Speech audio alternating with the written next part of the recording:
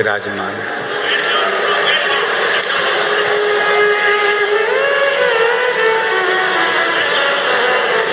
शिव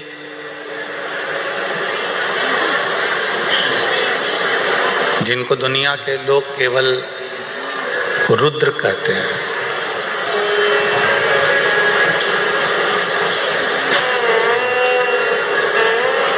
शिव जिनको दुनिया के लोग केवल क्रोध कहते हैं,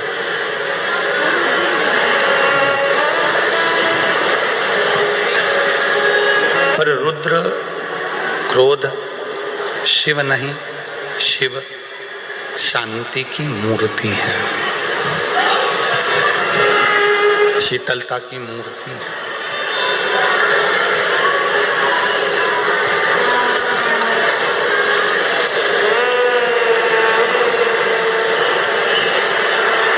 और जिसमें बहुत बड़प्पन होता है उसमें शीतलता होती है।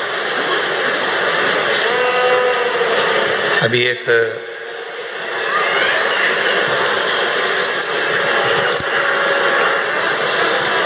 भाई चांदी का त्रिशूल लेकर आए, उद्योगपति हैं, एक बार जोरदार ताली बजाओ उनके लिए भी।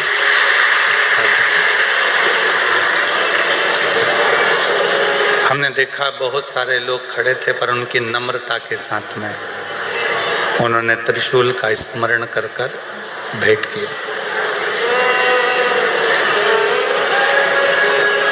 ऐसे कई उदाहरण आपकी और हमारी जिंदगी में रोज प्रतिदिन देखने को मिलते हैं, प्रतिदिन दर्शन को मिलते हैं। व्यक्ति की जितनी बड़प्पन होती चली जाती है, व्यक्ति जितना विद्वान होता चले जाता है, उसमें धन वैभव प्रतिष्ठा यश कीर्ति आदि जब उसमें बढ़ने लगे तो उसका सबसे बड़ा एक गुण जिंदगी में आ जाता है, उसकी नम्रता, उसकी सरलता।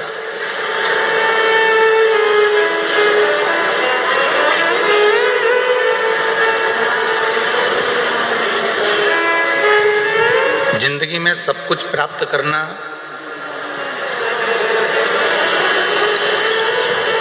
बहुत सरल है, पर सरलता को प्राप्त करना बहुत कठिन है, बहुत कठिन।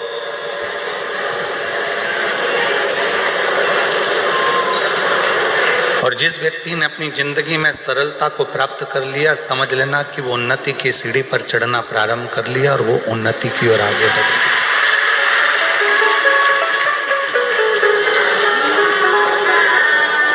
देवताओं को केवल देव कहते हैं,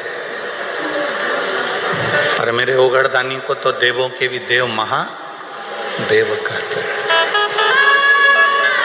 ये केवल महादेव संबोधन कोई छोटा मोटा संबोधन नहीं है कि जिसमें हमने भगवान को महादेव कह दिया।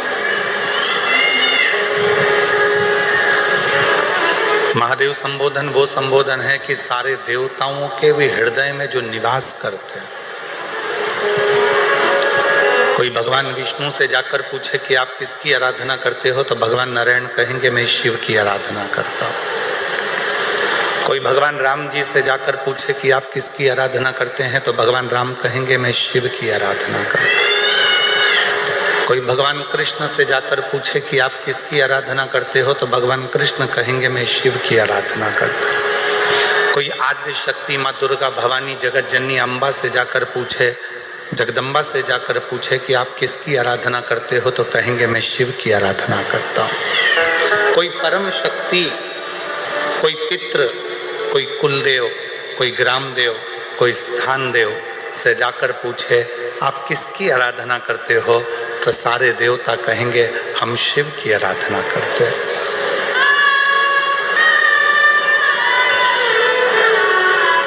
क्यों?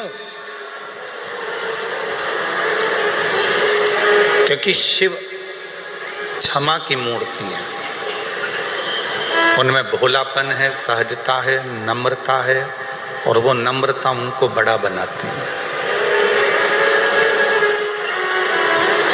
आप बहुत बड़े बन गए, पर आपके भीतर अगर वो नम्रता नहीं आ पाई तो आपके जीवन में आप कुछ नहीं कर पाए।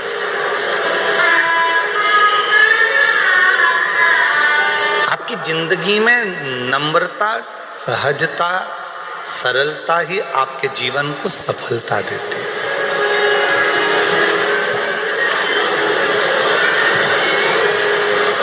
और देख लिया संसार हमने, देख लिया सब मतलब के यार हमने, देख लिया झूठे नाते झूठे रिश्ते, झूठे नाते झूठे रिश्ते, अरे झूठा है संसार हमने देख लिया सब मतलब के यार हमने,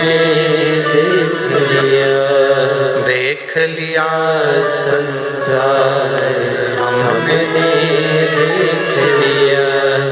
वो एक भीतर से जिसके नम्रता है, भीतर से जिसकी सरलता है, भीतर से जिसकी सहजता है, वही शिव का एक प्रतिबिंब स्वरूप है। वही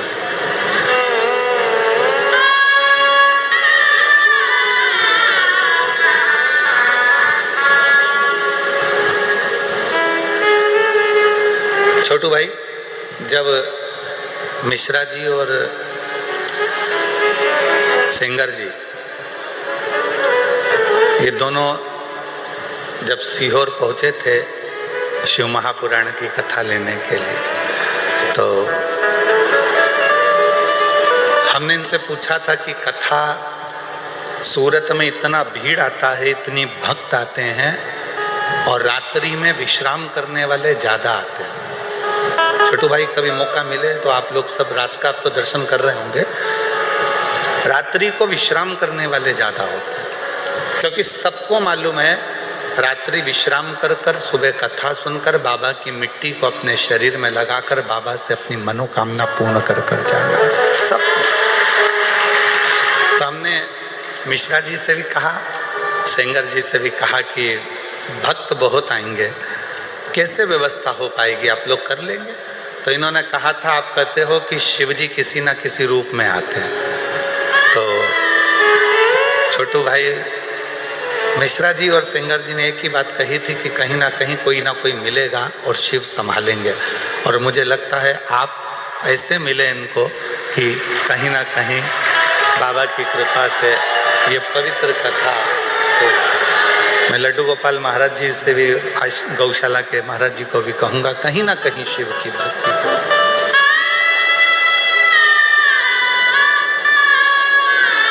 और कल की सूचना मिली हमको, इतना ट्रैफिक, मुंबई में भी कथा करी तो भी इतने घंटे का जाम नहीं लगा। जो तुम इतनी लाखों की संख्या में पहले दिन आ गए कि पूरी गाड़ियां ठस ठस,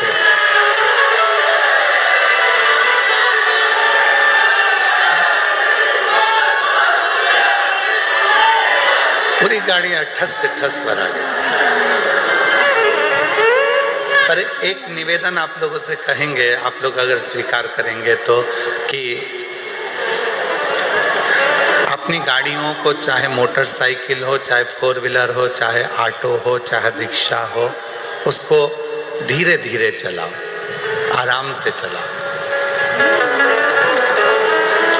कथा में आए हो तो ये सोच कर जाओ कि हो सकता है कि 1 घंटे कथा ज़्यादा चल गई, इसलिए हमको घर पहुंचने में 1 घंटे की देरी रहेगी। पर धीरे धीरे आओ, थोड़ा स्लो चलो, हेलमेट लगा कर रखो, सीट बेल्ट बांध कर रखो और लक्ष्य ध्यान में रखो। थोड़ा धीमा धीमा आराम से जाओ, आराम से। एक होती है गाड़ी की चाबी, एक होती है बंगले की चाबी, एक होती है तिजोरी की चाबी, एक होती है फैक्ट्री की चाबी, एक होती है दुकान की चाबी, और एक होती है ऊपर छत पर जाने वाली दरवाजे की चाबी। इन सब चाबियों में सारी चाबियां जल्दी मिल जाती है। फैक्ट्री की चाबी भी आपको जल्दी मिल जाएगी, रखोगे जहां मिल जाएगी, और गाड़ी की चाबी भी जहां रखो वहां मिल जाएगी, लॉकर की चाबी भी मिल जाएगी, दुकान की चाबी भी मिल जाएगी। बस एक जगह की चाबी कहीं ना कहीं घूमती रहती है, वो छत की चाबी है, ऊपर जाने वाली चाबी। ये चाबी बड़ी मुश्किल से मिलती है, बड़ी मुश्किल। ढूंढते रहो, क्यों? छत की चाबी तुम्हारे पास है क्या? नहीं। और छत की चाबी तुम्हारे पास है क्या? नहीं। छत की चाबी कहाँ रखी है? जरा देखो। वो छत की जो चाबी होती है वो कहीं ना कहीं खो जाती है। उसी तरह संसार में, दुनिया में धन दौलत संपदा की चाबी तो कहीं पर भी प्राप्त हो सकती है, पर शंकर के पास जाने वाली चाबी खोई हुई है। उसको ढूंढना शिव महापुराण में। उसको खोजने के लिए हम भगवान शंकर की अविरल कथा में आए। हम भगवान शिव की पवित्र कथा में उस चाबी को खोजने के लिए आए। उस चाबी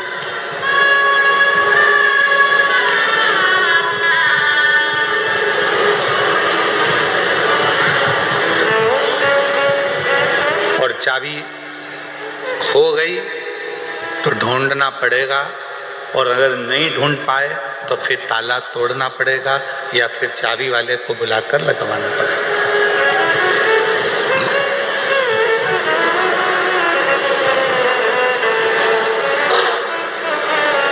दुनिया के लोग कहते हैं कि शिव मिलेगा कैसे, शंकर कैसे प्राप्त हो?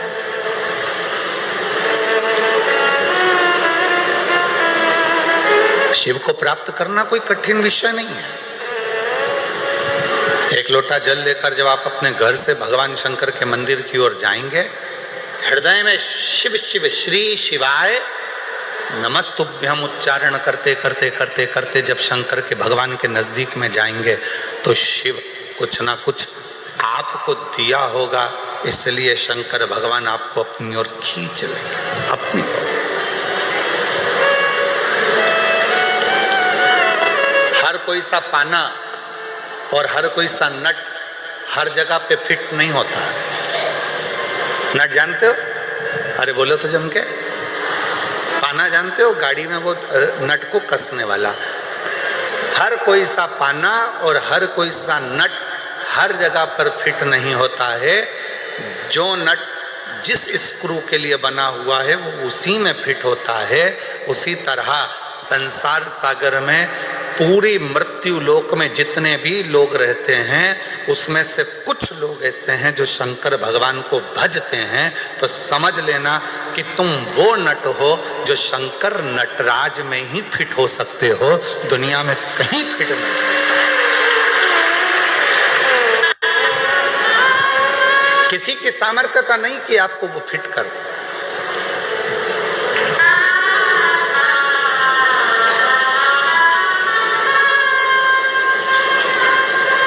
किसी की सामर्थ्यता। एक बड़ा सुंदर प्रसंग आता है भगवान शंकर की परम भगत हनुमान जी महाराज की माता मां अंजना जी। शिव जी की परम भगत थी माता अंजना। संतान का सुख नहीं था माता अंजना के, संतान प्राप्ति नहीं थी माता अंजना के। जब माता अंजना के यहाँ पर औलाद नहीं थी, संतान नहीं थी, तो बड़ी हताश रहती थी। राजा केसरी ने यज्ञ करवाया तो भी माता अंजना के घर में संतान नहीं। बड़े बड़े अनुष्ठान करवाए राजा केसरी ने, फिर भी माता अंजना के गर्भ से औलाद नहीं।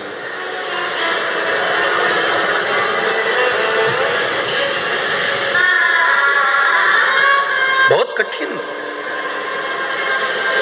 यज्ञ करवाए, अनुष्ठान करवाए, साधना करवाई, व्रत करवाए, उद्यापन करवाए, पर अंजना के घर में, मां अंजना के यहाँ संतान का सुख नहीं। सब कुछ करा। और यही की यही तो भगवान कृष्ण के यहाँ भी हुआ था। भगवान कृष्ण की 16,108 रानियां और 16,108 रानियों से जब संतान नहीं हुई भगवान कृष्ण के यहाँ, तब भगवान कृष्ण ने गर्गाचार्य बाबा से पूछा कि मेरे घर में औलाद क्यों नहीं होती है, क्या कारण है, मेरे घर संतान नहीं है। भगवान कृष्ण ने गर्गाचार्य बाबा को बुलाकर पूछा तो गर्गाचार्य बाबा ने कहा, एक कृष्ण तुम एक एक रानी के साथ में 11-11 दिन तक शंकर भगवान के पार्थिव लिंग का पूजन करो तो तुम्हारे घर में औलाद जरूर होगी। और भगवान कृष्ण 16,108 रानियों के साथ में एक एक रानी के साथ में बैठकर 11-11 दिन तक शंकर भगवान के पार्थिव शिवलिंग का पूजन करा। तब भगवान शंकर प्रसन्न होकर वर दे दिए, हे कृष्ण तुमने अपनी रानियों के साथ 16,108 रानियों के साथ एक एक रानी के साथ अलग अलग बैठकर मेरा 11-11 दिन तक पूजन करा है। मैं तुम्हें वर प्रदान करता हूं कि तुम्हारी एक एक रानी से 11-11 संतान होगी। और भगवान शंकर की कृपा से भगवान कृष्ण के घर में 1,77,186 बच्चे हुए, ये शिव की कृपा से। 10 छोरा 1 छोरी, 10 लड़का 1 लड़की, 10 डीकरा 1 डीकरी, और महाराष्ट्र में कहते 10 मुलगा 1 मुलगी। शिव की कृपा से।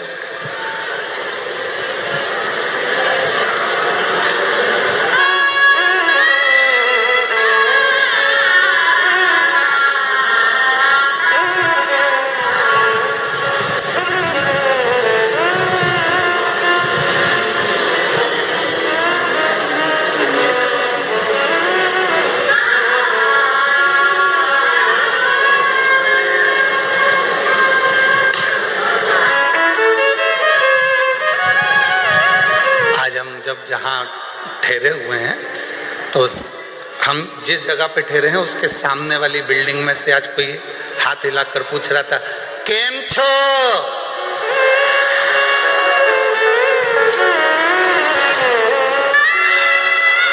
हमने कहा मजा में। फिर हमने पूछा तुम केम छो?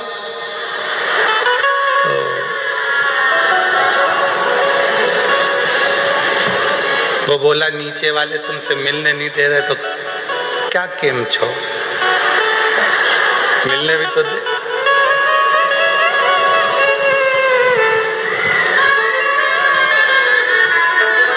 अंजना माता ने अपने पिताजी से कहा, गौतम ऋषि से, पिताजी मेरे घर में औलाद नहीं है, संतान नहीं, इसीलिए मेरा तू ही तो हमदर्द है जिसे हर दर्द कहता, दुनिया के आगे प्रभु चुपचाप मेरे था, दुनिया के आगे प्रभु चुपचाप मेरे नेता, मेरा तू ही तो हमदर्द है जिसे हर दर्द कहता, मेरा तू ही तो हमदर्द है जिसे हर दर्द कहता।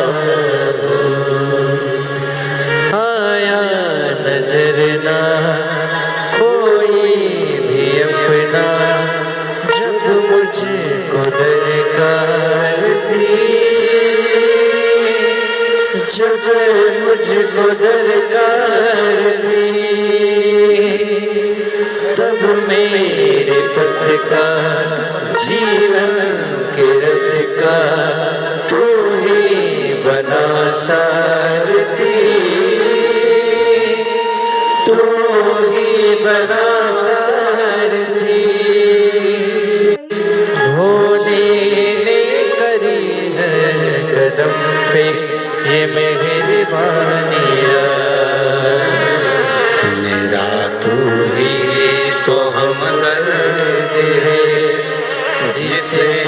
हर दर्द कहता मेरा ही तो हमदर्द है जिसे हर दर्द कहता। किससे कहें? ब्रह्मा ब्रह्म लोक में रह रहे हैं, भगवान विष्णु वैकुंठ लोक में रह रहे हैं, इंद्र इंद्र लोक में रह रहे हैं, गरुण गरुण लोक में रह रहे हैं, वरुण वरुण लोक में रह रहे हैं, सब अपने अपने लोक में निवास कर रहे हैं। केवल एक 33 कोटि देवता में केवल एक देवता है, वो देव अधिदेव महादेव है, जो इस पृथ्वी पर रहता है और उससे जो कहा जाता है वो दिल से सुनकर हमारी झोली खुशियों से भर दे। एक देव और वो देव अधिदेव महा। बोल बम का नारा है, सारी समस्या का हल श्री शिवाय। केवल एक देव है और वह देव अधिदेव महादेव है, जो पृथ्वी पर रहते हैं, मृत्यु लोक में रहते हैं। कभी आपने शंकर भगवान को किसी सिंहासन पर नहीं देखा, कभी आपने शंकर भगवान को किसी ऊंचे स्थान पर नहीं देखा। शंकर भगवान को देखा तो एक पत्थर पर, एक पर्वत पर, एक पहाड़ी पर बैठे हुए देखा। क्यों? ये पहाड़ी, ये पत्थर, ये पर्वत सब मृत्यु लोक में हैं, इसलिए मेरा शिव भी इस पृथ्वी लोक में, मृत्यु लोक में रहता है।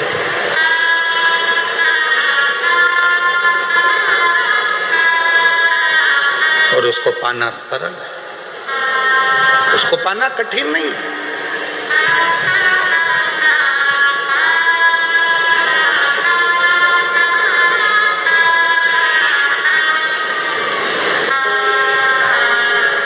शिव कथा कह रही है, माता अंजना के घर में औलाद नहीं थी।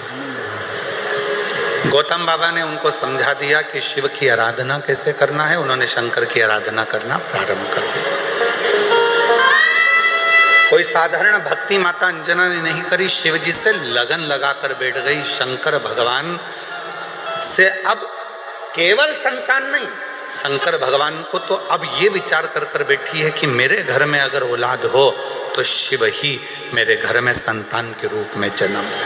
इतनी श्रेष्ठ भक्ति माता अंजना ने कर ली, इतनी प्रखर भक्ति माता अंजना ने कर ली। और मेरी कई जीजियां कहती हैं, एक पत्र है उसमें उन्होंने लिखा,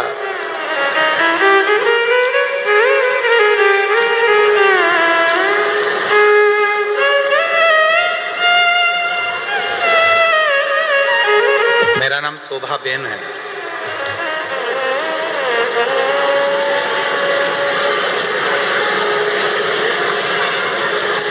मैं सूरत से, गुरुदेव कहीं बैठी हूँ सूरत से, शोभा बेन। शादी के 27 साल निकल गए थे पर औलाद का सुख नहीं हुआ। 27 वर्ष शादी के निकल गए। सूरत से हैं शोभा बेन, अगर कहीं बैठी हों और बच्चों को लेकर आई हों तो व्यासपीठ पर लेकर आ सकती हैं। 27 साल शादी के निकल गए, संतान का सुख नहीं हुआ। शादी के 5 साल तक तो डॉक्टर को दिखाया, इसके बाद 10 साल तक पूरे देवी देवता, ऐसा कोई नहीं बचा और ऐसा कोई डॉक्टर नहीं बचा जिसका इलाज ना करवाया। मुंबई से लेकर दिल्ली, दिल्ली से लेकर अहमदाबाद, सूरत, हर जगह पर IVF भी करवाया, वो भी सफल नहीं हुआ। डॉक्टर ने आखिरी में मना कर दिया कि तुम माँ नहीं बन सकती, तब आस छोड़ दी और आस छोड़ दी, अब विचार छोड़ दिया कि मैं कभी माँ नहीं बन सकती। 27 साल के बाद पहली बार टीवी पर कुछ सीरियल देख रही थी और चलाते चलाते चैनल पर आपकी कथा आ गई और उसको सुना तो आपने शिव भगवान के पशुपतिनाथ व्रत और सफेद आंकड़े की जड़ का प्रयोग बताया, जो करा। फिर आपके मुंह से सुना कि पंडाल में बैठकर जो मांगा जाता है वो मिलता है। मैंने अपने पति से कहकर पंडाल में बैठकर दोनों ने रात्रि विश्राम कर कर शिव पुराण की कथा सुनी, वहाँ की मिट्टी को अपने पेट पर लगाई। डॉक्टर तो मना करे थे कि औलाद नहीं होगी, और बाबा की ऐसी कृपा हुई, हम 2 बार कुबरेश्वर धाम होकर आए, 2 बार पशुपति व्रत करे और 2 बार सफेद आंकड़े की जड़ का प्रयोग करा। बाबा की कृपा से 27 साल के बाद जुड़वा बच्चों ने जन्म लिया। हम बाबा को प्रणाम करने के लिए, बाबा को नमन करने के लिए आए। 27 वर्ष के बाद मेरे घर में बाबा ने किलकार किया। किससे कहें? कहीं बैठी हो शोभा बेन सूरत से, अगर कहीं बैठी हो तो आ सकती। किससे कहो?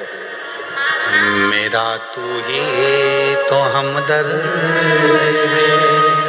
जिससे हर दर्द देखे तो। आप किससे कहो? ब्रह्मा जी ब्रह्मलोक में बहुत दूर हैं, भगवान विष्णु वैकुंठ में है, इंद्र लोक में बैठे हुए हैं। हम अपना दर्द किससे कहने जाएंगे? हम अपना दुखड़ा किससे कहने जाएंगे? हम अपनी तकलीफें किससे कहने जाएंगे? हम हमारा कष्ट किससे कहने के लिए जाएंगे? तो सारे देवताओं ने अपना अपना स्थान चुना। आखिरी में शंकर भगवान को बुलाया गया और शिव जी से कहा, सारे देवताओं ने अपना अपना स्थान चुन लिया है, तुम कहाँ रहना पसंद करोगे? पृथ्वी पर कोई रहना नहीं चाहता। क्यों? क्योंकि दुनिया के लोगों के दुखड़े इतने ज़्यादा हैं, रोज आएंगे, रोज दुखड़ा रोएंगे, रोज आएंगे, रोज तकलीफ कहेंगे, तो कोई देवता पृथ्वी पर नहीं रहना चाहता। आप बताओ, आप कहाँ रहना चाहते हो? शंकर भगवान ने कहा, मैं पृथ्वी पर रहने को तैयार हूँ, मृत्यु लोक में रहने को तैयार हूँ। तो भोले बाबा, आपको सबके दुखड़े सुनना पड़ेंगे। भोले बाबा, आपको सबके दुखड़े सहना पड़ेंगे। आपको सबके दुखड़े सुनकर उनके दुखड़ों को समाप्त करना पड़ेगा। शंकर भगवान ने कहा, मैं पृथ्वी पर रहने को तैयार हूँ और सबके दुखड़े सुनने को तैयार हूँ और सबके दुखड़े समाप्त करने को तैयार हूँ। मैं तैयार।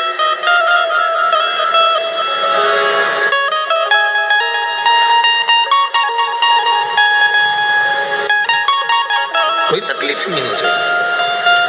तो सारे देवताओं ने भगवान शंकर भगवान से कहा, भोले बाबा, स्कंद पुराण का ये चरित्र कथा है। सारे देवताओं ने एकाग्रित होकर भगवान शिव जी से कहा, आज हम सारे देवता वचन देते हैं कि दुनिया का व्यक्ति, मृत्यु लोक में रहने वाला यदि मनुष्य, संसार सागर में रहने वाला यदि मानव भूलवश भी शंकर भगवान की भक्ति कर लेगा, तो उसका सारा दुखड़ा हम 33 कोटि देवता शिव जी के साथ मिलकर समाप्त कर देंगे। शिव की अविरल भक्ति का वो बल है।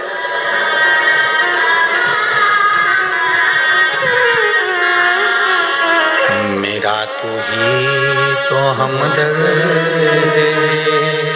जिसे हर दर्द देखे तो। आप उसको कहेंगे, स्वीकार। माता अंजना का चरित्र कहता है, शिव की भक्ति में माता अंजना जी लग गई।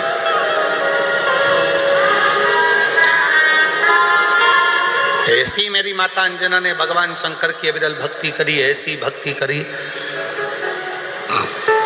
परीक्षा ली। शंकर भगवान ने पार्वती जी को भेजा, भोलेनाथ जी ने जाकर कहो अंजना को कि क्या चाहिए, क्यों इतनी कड़क भक्ति कर रही हो, किस लिए? अंजना देवी के पास में पार्वती जी पहुंची और कहा, क्या चाहिए? अंजना ने कहा, मुझे संतान चाहिए। संतान? हाँ। कैसी संतान? तो कहा, जिस शंकर भगवान की मैंने पूजन करी है वही शिव मेरे पुत्र के रूप में जन्म ले, बस ऐसी ही मेरी कामना है, ऐसी ही मेरी कामना है, और कुछ।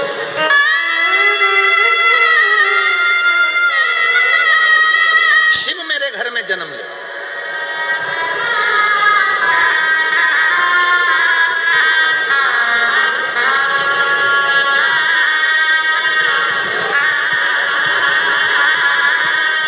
पार्वती जी ने शिव जी से कहा, अंजना माता चाहती हैं आप उनके घर में जन्म ले लो। शंकर भगवान ने कहा कि मैं आज जन्मा हूं, मेरा कभी जन्म नहीं होता। भगवान नारायण राम जी का रूप धर सकते हैं, भगवान नारायण कृष्ण का रूप रख सकते हैं, भगवान नारायण दत्त का रूप रख सकते हैं, भगवान नारायण कल्कि रूप रख सकते हैं, भगवान नारायण परशुराम स्वरूप धर सकते हैं, पर भगवान शंकर बोले कि मैं कभी अपना रूप नहीं रख सकता, मैं आजन्मा हूं, जन्म और मृत्यु से मैं परे हूं, इसलिए मेरा कोई दूसरा जन्म नहीं हो सकता। आपका दूसरा जन्म नहीं हो सकता तो फिर कुछ तो कृपा करो। तब भगवान शंकर भगवान ने कहा तुम चिंता मत करो, अंजना के गर्भ से मेरा ही एक अंश प्रकट होगा जिसका नाम स्वयं पवन पुत्र हनुमान होगा, लोग उसे हनुमान कहें। तुम क्यों चिंता करते हो? ठीक है प्रभु। और आया समय और माता अंजना के गर्भ से भगवान श्री हनुमान जी महाराज का प्राकट्य। पर हनुमान जी महाराज का प्राकट्य तो हुआ, पर शिव जी की एक लीला है, आपको मालूम है? देवता देते हैं पल्ला झाड़ कर और मेरा महादेव देता है छप्पर फाड़ कर। अभी तक अंजना माता के गर्भ से एक भी औलाद नहीं थी, पर भगवान शिव ने कृपा कर दी तो अंजना जी के गर्भ से भी 6 बच्चों ने जन्म लिया। आप लोग कथा में श्रवण करे हैं पूर्व में, हनुमान गतिमान रतिमान मतिमान वर्तिमान, ऐसे हनुमान जी के कई भाई हुए, कई भाई हनुमान जी के हुए। और हमने पहले भी कहा है, जिसकी फैक्ट्री ना चलती हो, बहुत दुकान ना चलती हो, तो हनुमान जी के पाँव का थोड़ा सा सिंदूर लेकर यदि उस सिंदूर को किसी भी फैक्ट्री या दुकान में हनुमान जी के छोटे भाई गतिमान के नाम से अगर एक बिंदी भी सिंदूर की रख दी जाती है तो वो दुकान और फैक्ट्री भी झड़के से चलना प्रारंभ हो जाती है।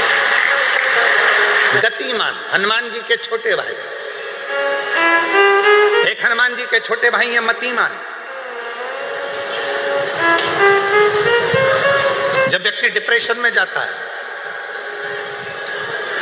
एकाग्र चित्त नहीं रह पाता है, पढ़ने बैठता है पर एकदम मन नहीं लग पाता है, तो मतिमान का स्मरण किया जाता है, हनुमान जी के 3 नंबर के भाई का मतिमान। और कहते हैं एक दुर्वा यदि मतिमान के नाम से शंकर भगवान की शिवलिंग पर चढ़ा दी जाए और उसी दुर्वा को वापिस लेकर आया जाए, अंधेरा होने से पहले, सूर्य अस्त होने के पहले, शाम के प्रदोष के पहले यदि उस दुर्वा को उस व्यक्ति को चबा चबा कर खिला दो, जो डिप्रेस हो रहा है, डिप्रेशन में है, चिंता में है, टेंशन में है और उसका विवेक काम नहीं कर रहा, बुद्धि स्थिर नहीं हो पा रही है या पढ़ने में मन नहीं लग पा रहा है, तो उसको आप एक दुर्वा मतिमान हनुमान जी के 3 नंबर के भाई मतिमान के नाम से अगर खिला देते हैं तो उसकी बुद्धि केंद्रित होना प्रारंभ हो जाती है और वो डिप्रेस से हटना प्रारंभ हो जाता है, मन स्थिर होने लगता है। मतिमान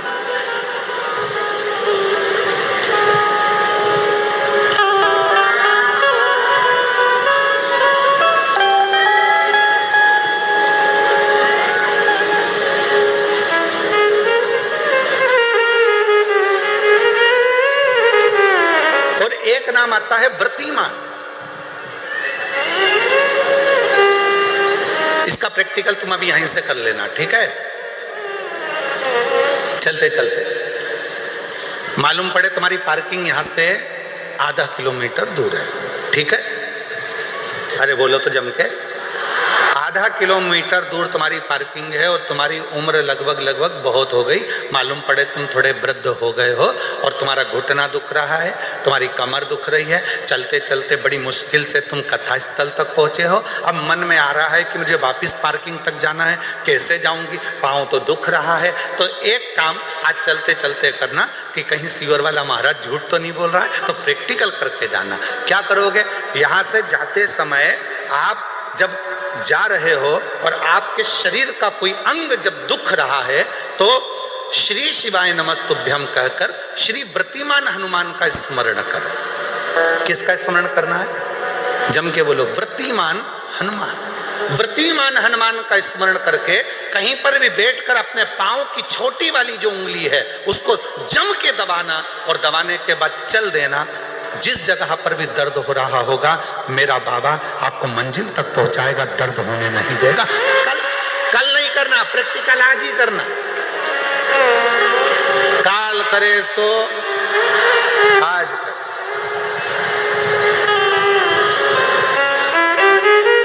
वृत्तिमान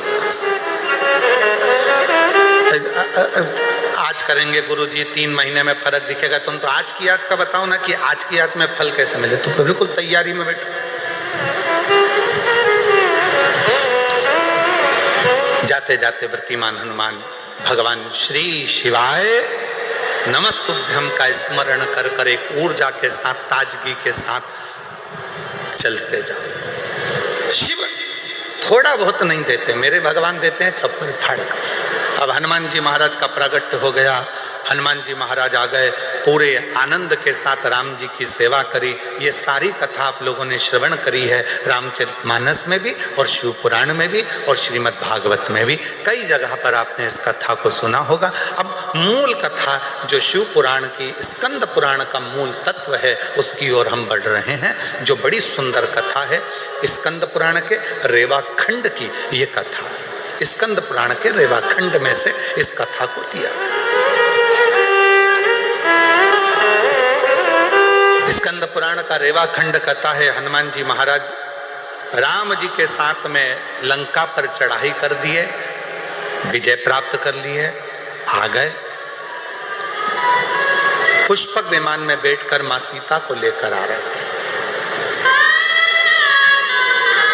अब आइए मुख्य कथा, स्कंद पुराण शिव पुराण की वो कथा जो अपने अंदर अपने को उतार आ रहे हैं।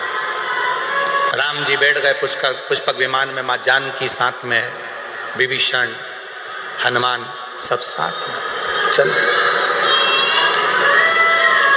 बीच में स्थान आया, हनुमान जी ने कहा प्रभु ये वो भूमि है जहां मेरी मां अंजना रहती है, जहां मेरी माता अंजना यहां रहती है, ये वो भूमि है। राम जी ने पुष्पक विमान को आदेश दिया, हे पुष्पक नीचे होइए, इस भूमि पर, अंजना माता की इस भूमि पर पुष्पक को रोका। हनुमान जी पुष्पक विमान से नीचे उतरे, हनुमान हमें तुम्हारी मां से मिलना है।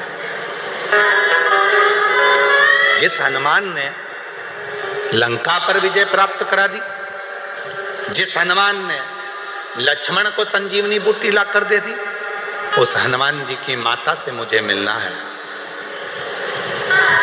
हनुमान जी ने हाथ जोड़कर कहा प्रभु माता से तो मिला दूंगा, मना नहीं है, पर मेरी माता सबसे ज्यादा यदि आराधना और साधना करती है तो शिव की करती है। राम जी ने जो शब्द कहा प्रत्येक व्यक्ति के दिल में वो शब्द छूना चाहिए। मेरे भगवान राम बोले, हनुमान जब किसी शंकर के भक्त का दर्शन होता है, शंकर तो कभी नहीं मिलते, पर शंकर का यदि कोई सही भक्त मिल जाता है तो समझ लेना कि शंकर का दर्शन उसी क्षण हो गया, उसी क्षण।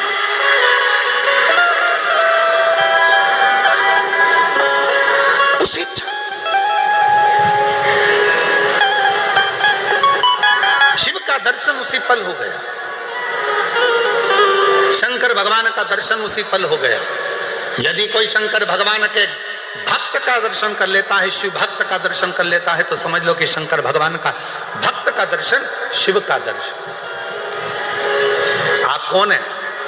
क्यों लोग कहते हैं कि शिव महापुराण के कथा के पंडाल में जाकर बैठो और आपकी मनोकामना पूर्ण हो जाती है, कथा के पंडाल में जाकर बैठो शिव पुराण के और आपका मनवांछित फल प्राप्त हो जाता है। आखिर शिव महापुराण के कथा के पंडाल में ऐसा होता क्या है? उसका एक कारण है, इतने सारे शिव भक्त जिनको किसी ने गाड़ी नहीं भेजी, जिनको किसी ने टिकट का पैसा नहीं दिया, जिनको किसी ने बहुत सारे अच्छी जगह नहीं दी गई कि तुम यहाँ आराम से बैठना, यहाँ आराम से खाना, आराम से रहना, ऐसा नहीं। शंकर का भक्त अपने झोले में 2 पानी की बोतल, एक बिछाने की दरी, एक ओढ़ने का कंबल और अपना खाने का सामान साथ लेकर आता है, छाता साथ में लाता है और जहां मौका मिल जाए वहां बैठकर कथा सुनता है। अर्थात बिना लोभ, बिना लालच, बिना किसी व्यापार या व्यवसाय के वो शिव को समर्पित होकर आया है, शंकर का होकर आया है। इसलिए ऐसे भक्त का जब दर्शन होता है तो हमारी मनोकामना अपने आप पूरी होना प्रारंभ हो जाती है।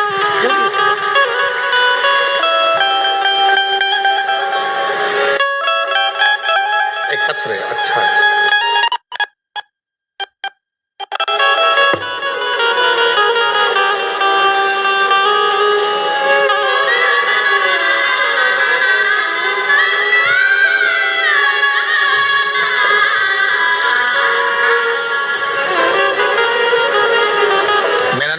बेन पांडुरंग चौधरी है।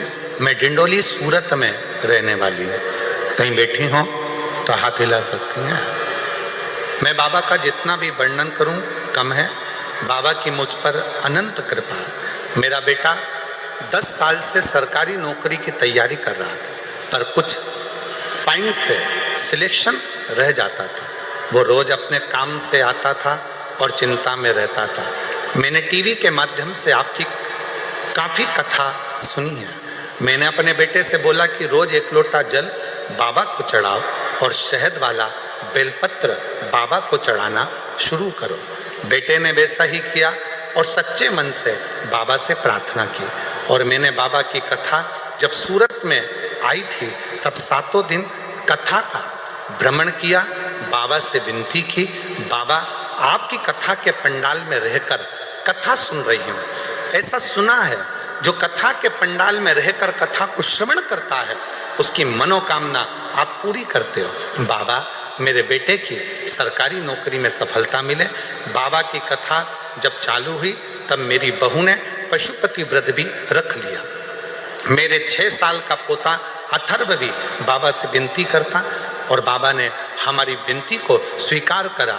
श्रद्धापूर्वक नमन करने के लिए आज मैं आई हूँ। आज मैं बाबा को धन्यवाद देती हूँ कि मेरे बेटे का सिलेक्शन सरकारी नौकरी मिल गई है और मेरे बेटे का नाम सचिन पांडुरंग चौधरी है जो अहमदाबाद के सरकारी टीचर बन गया है। मैं बाबा को यहाँ प्रणाम करने के लिए आई हूँ, बाबा को नमन करने के लिए। अगर कहीं बैठी हो तो आ सकते। शिव को कहो, शंकर को कहो, वो सुनता है महाराज और हृदय से देता भी, हृदय से देता। शिव कथा कर रही है। हनुमान जी ने कहा ये मेरी माता अंजना का गांव है और माता अंजना यहाँ रहती हैं, पर वो शिव की परंपरा। राम जी ने कहा हनुमान जब किसी शंकर भगवान के भक्त का दर्शन होता है, शिव भक्त का जब कभी दर्शन होता है और वो शिव भक्त अपनी दृष्टि से हमको देख लेता है तो निश्चित है हमारे आधे से ज्यादा दुख उसी पल खत्म हो जाते हैं, समाप्त उसी क्षण।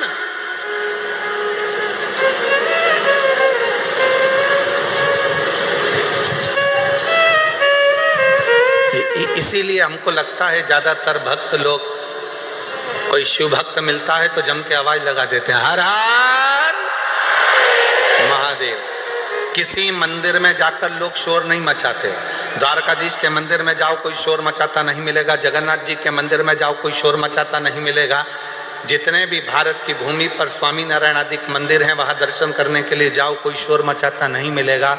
जितने भी बड़े बड़े मंदिर हैं किसी मंदिर में कोई शोर मचाता नहीं मिलेगा। पर कभी भी कोई 12 ज्योतिर्लिंग में या शंकर जी का मंदिर आपके नज़दीक में है वहाँ दर्शन करने जाओ तो लोग शोर मचाते जरूर मिलेंगे। कोई पीछे से खड़े होकर चिल्ला रहा, कोई जम के चिल्ला रहा हारा हारा, कोई कहीं से आवाज लगा रहा बम बम बोले। जहां मर्जी पड़ती है लोग वहां से आवाज लगाना चालू कर देते हैं, शोर मचाते हैं, चिल्लाते हैं।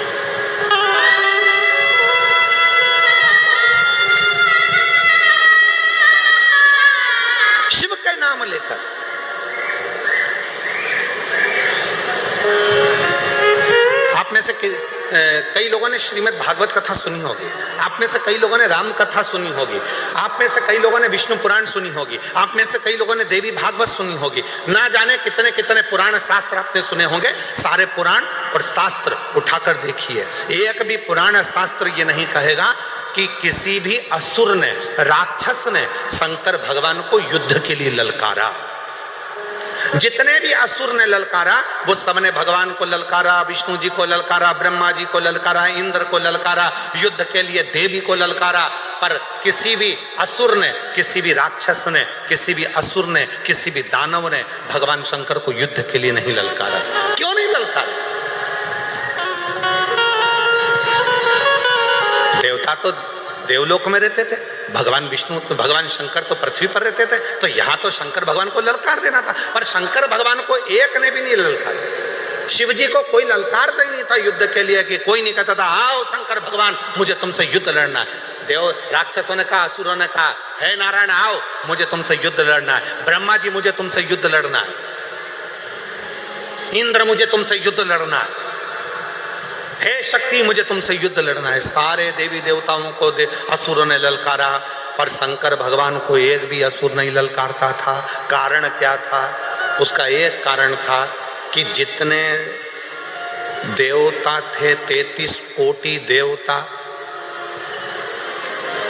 जितने देवता थे, शंकर भगवान के पास में जैसे तुम्हारे घर में 15 सदस्य हैं या 5 सदस्य हैं या 6 सदस्य हैं, 9 सदस्य हैं, 10 सदस्य हैं, तुम्हारे घर में जितने सदस्य हैं,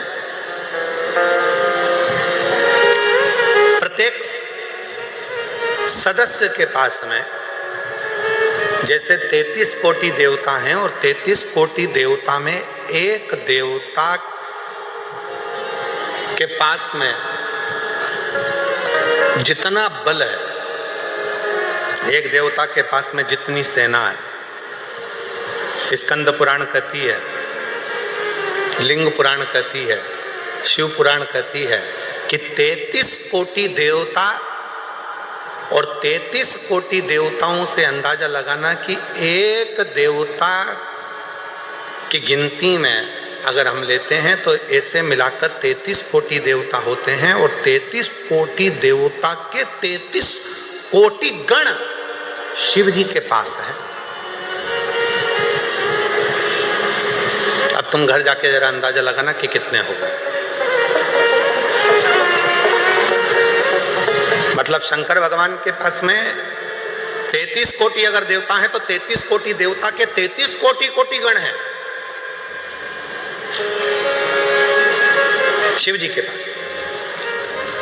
शास्त्र कहता है शंकर भगवान के गण जब जम के चिल्लाते थे, एक साथ जब आवाज लगाते थे और जो चिल्लाकर दौड़ते थे, तो जितने भी असुर हैं उनकी धर्म पत्नियां जो गर्भ से होती थीं उनका गर्भ गिर जाता था और असुरों के कान में से रक्त बहना प्रारंभ हो जाता था। युद्ध की तो जरूरत ही नहीं पड़ती थी, गणों के चिल्लाने से ही असुर मर जाते थे, प्राण छूट जाते थे चिल्लाने से।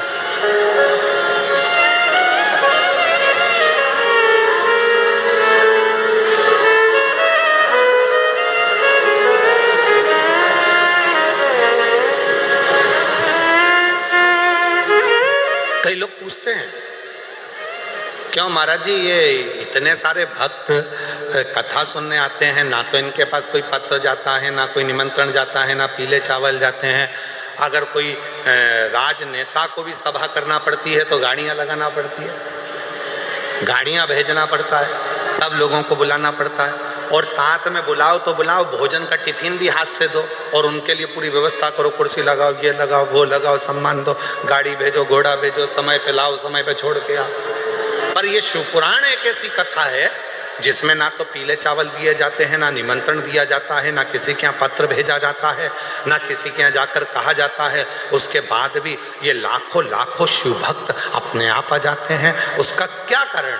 उसका एक कारण है, स्कंद पुराण कहती है ये जितने शंकर के भक्त संसार में रहते हैं, ये शंकर भगवान के पूर्व में कोई रिश्तेदार रहे होते हैं जो शंकर की डमरू की आवाज सुनकर दौड़ पड़ते हैं और कथा में आकर बैठ जाते हैं।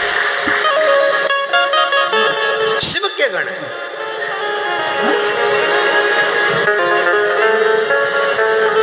इसलिए महादेव नमन चरणों में स्वीकार कीजिए, सबका किया है मेरा उद्धार कीजिए, उद्धार कीजिए। हे त्रिपुंडधारी, हे त्रिशूलधारी, हे त्रिपुंडधारी, त्रिशूलधारी, चरणों में तेरे बाबा जी पावन है चारों धाम, तेरी देव करते वंदना पूजे सीतारा। चरणों में तेरे बाबा जी पावन है चारों, तेरी देव करते वंदना पूजे सीतारा। हो जाए पूरी कामना, हो जाए पूरी कामना, उपकार कीजिए, सबका किया है मेरा उद्धार कीजिए, उद्धार कीजिए। हे त्रिपुंडधारी, हे त्रिशूलधारी, हे त्रिपुंडधारी, हे त्रिशूलधारी। अब जरा विचार करिएगा,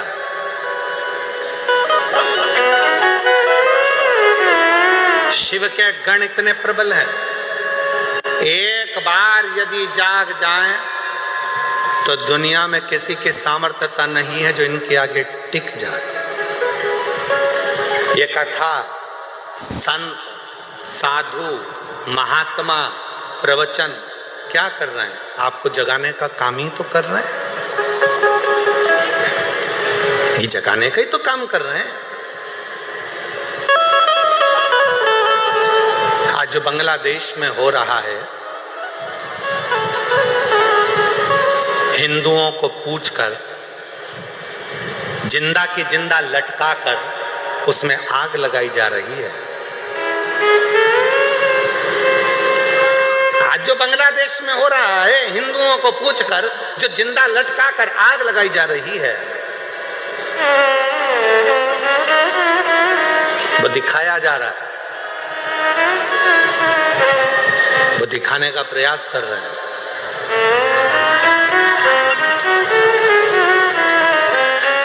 कि जब हमारी संख्या बढ़ी तो हम तुम सबको ऐसे ही लटकाकर आग लगा देंगे। इसलिए मेरी जीजियों और मेरे जीजाओं और मेरी बेटियों, बेटाओं और मेरे बुजुर्ग माँ बाप, ध्यान रखना, एकजुट होना प्रारंभ हो जाओ और अपने सनातन को मजबूत करना प्रारंभ करो।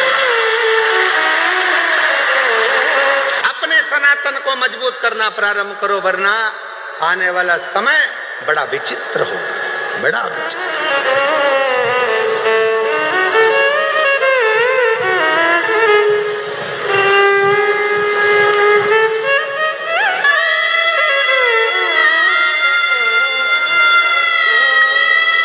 तो आपके गुजरात के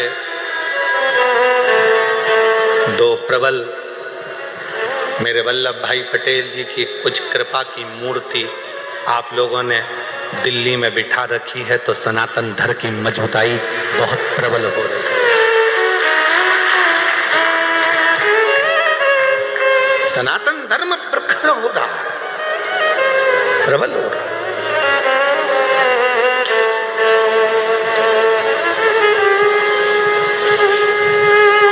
प्रबलता आपको करना है। अंजना माता को देखो, अंजना माता की कथा को देखिए, अंजना माता के एक भाव को देखिए। भगवान राम कह रहे हैं, सुनो हनुमान, अगर शंकर भगवान का कोई भक्त, शिव की आराधना करने वाला, शंकर की साधना करने वाला, शंकर को भजने वाला, शंकर को स्मरण करने वाले, अगर उस शिव के भक्त का भी मात्र दर्शन हो जाए, जो शंकर को दिल में बिठाता है, वो हमको अगर एक बार देख भी लेगा तो हमारे दुख, हमारी तकलीफ, हमारा कष्ट मिट जाता है, हमारा दुख समाप्त हो जाता है।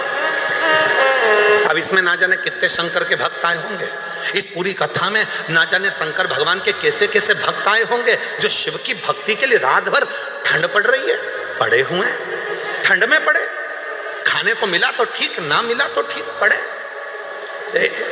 हम नहीं जानते कौन से यूट्यूबर हैं, एक यूट्यूबर ने कोई रील डाली होगी, और वो रील ऑफिस से, सीहोर से आशीष के पास आई, तो आशीष ने हमको रील दिखाई, तो उस रील में आशीष ने दिखाया कि कोई दुबई से भी एक बहन यहाँ आई हुई है और कथा के पंडाल में रात रात रुककर कथा का श्रवण कर रही है। वो दुबई वाली बहन कहाँ बैठी है? अगर बैठी हो तो मैं निवेदन करूंगा कि आप ही हैं, आ जाओ आ जाओ आ जाओ। ये दुबई से कथा सुनने के लिए आई और कथा के पंडाल में रात्रि विश्राम कर कर कथा का लाभ ले। और मैं उन यूट्यूबर को भी धन्यवाद दूंगा जिन्होंने इनकी रील डाली। अगर वो भी, अगर उनके, उसका नाम तो मुझे मालूम नहीं है और यूट्यूबर कौन सा है वो भी नहीं ध्यान में, पर अगर वो यूट्यूबर अगर यहाँ बैठे हों तो मैं उनको भी निमंत्रण दूंगा कि वो भी पधारें, कि आपकी रील के कारण आज पूरा सनातन धर्म को ये मालूम पड़ रहा है कि शिव की भक्ति कैसे होती है, शंकर की साधना कैसी होती है, शिव की आराधना कैसी होती है, शिव भक्ति कैसी होती है। और फिर निवेदन करूं मैं इस गुजरात की पवित्र भूमि से, सूरत की पवित्र भूमि से, जितने यूट्यूबर हैं, जितने सोशल मीडिया है, और जो आप लोग अपनी चैनल के माध्यम से, अपने यूट्यूब के माध्यम से रील बनाने वाले जितने भी यूट्यूबर हैं, आज आपने सिद्ध कर दिया इस शिव महापुराण की एक एक रील बनाकर कि हमारा सनातन धर्म ऐसा है, हमारे सनातन धर्म की जागरूकता ऐसी। आप सनातन को मजबूत कर रहे हैं। सारे यूट्यूबरों को, जितने भी यूट्यूबर लगे हैं सूरत के, गुजरात के, उन सबको मैं नमन करता हूं, प्रणाम करता हूं। आपकी भक्ति को, आपकी सनातन की जागरूकता को।